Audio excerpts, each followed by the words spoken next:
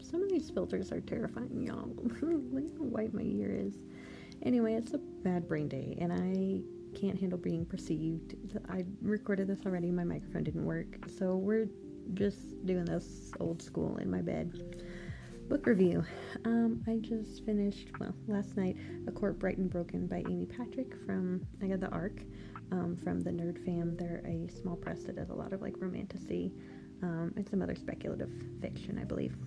And it was a good romp. I had a good time. It commits the standard romantasy sins of an immortal fey man with a young human woman.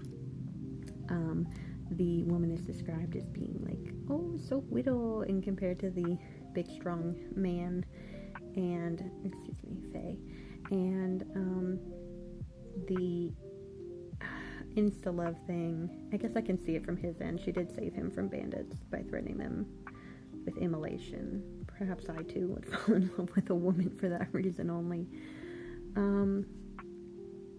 But yeah, it was really cute, despite the usual sins, and frankly, they were not as bad as many of the other things.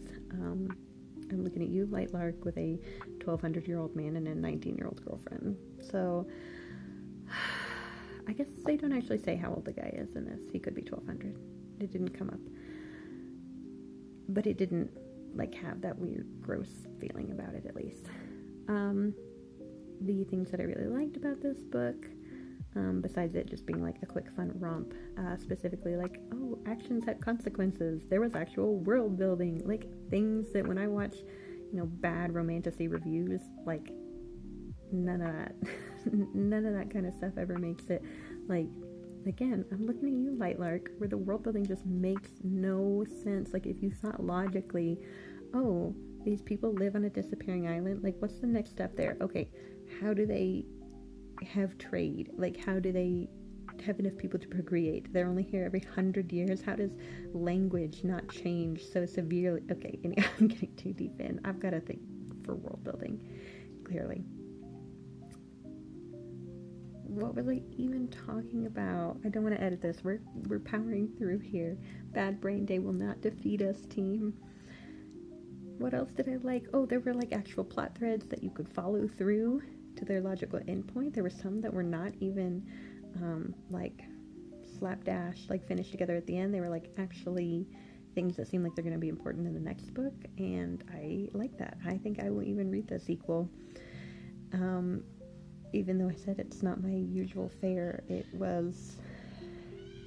Sometimes you just have a bad brain day, and you need to read a little fun romp, and kick your feet when he brings the main girlie a bunch of crates of books to read, because she said she liked reading, and candles to read them with, because she said she never has enough candlelight, and when they're at a ball and they're dancing and she's in disguise so he doesn't know who she is, and their connection. So, cute, fun. I do recommend it. I'm giving it a 3.75. I would bump that sucker up to a 4.25 if there were like 3 lines I could delete. One weird line about her being so widow. Another weird line about it was this weird mononormative thing about like, I won't be another woman's I won't be a home wrecker or something, when that was not really what was being offered. It was an almost ethical non-monogamy thing. I've lost the plot here. Oh, my eyelashes. Oh no. I have to go. I like this book, and I think you will too. Read it. Let me know if you enjoy it. Apparently Amy Patrick has a zillion other books, so maybe in between some of my other dark and heavy fantasies, I will check some of these out. Okay, bye.